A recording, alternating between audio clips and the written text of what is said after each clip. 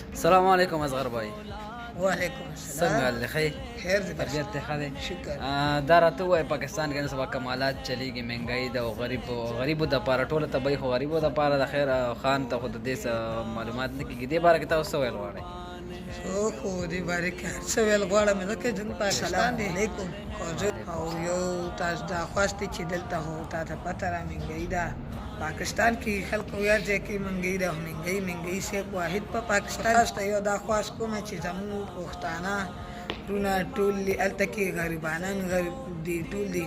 خو دا خواست کومه چې تاسو ته دا خواست دی چې بېګا ما په فیسبوک کته چې تھوڑا 2650 ته ورسېده او داسې وغیره نو هر څه هم ګران شو.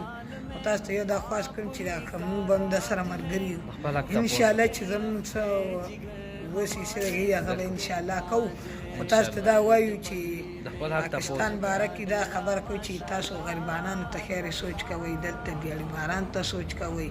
زه خپله دلته مسافرۍ له راغلم، زه داسې هم څه ووا خان یم، ما خپل کور پرېښي ریاض څه مو پرېښي مور پلار د دې د وجې هلته کې مثال وخت نه تېرېدو لکه ګرامینګایي وه. زه دلته راغلم ما 3 میاشته خو تاسو ته چې ما دا کمالات وکتو دا درته ویم.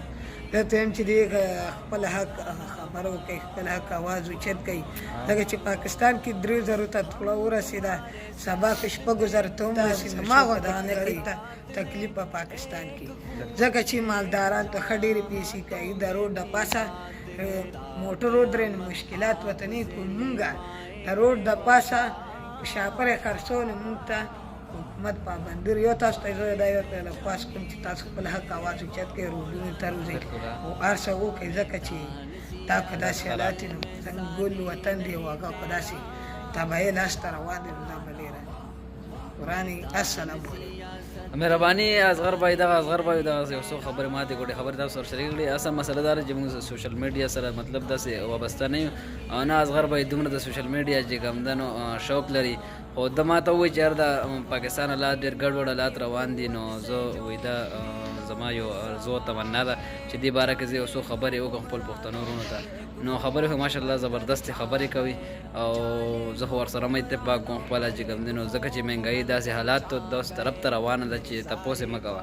نو یار اپوزیشن له پکار دی او موږ عوامو له هم پکار دي چې موږ د خپل حق تپوس وکړو راووځو موږ چې کوم دی نو دا ووایو چې یار دا مهنګایي اخر دا به تر کومې پورې موږ چې کوم دی برداشت کوو.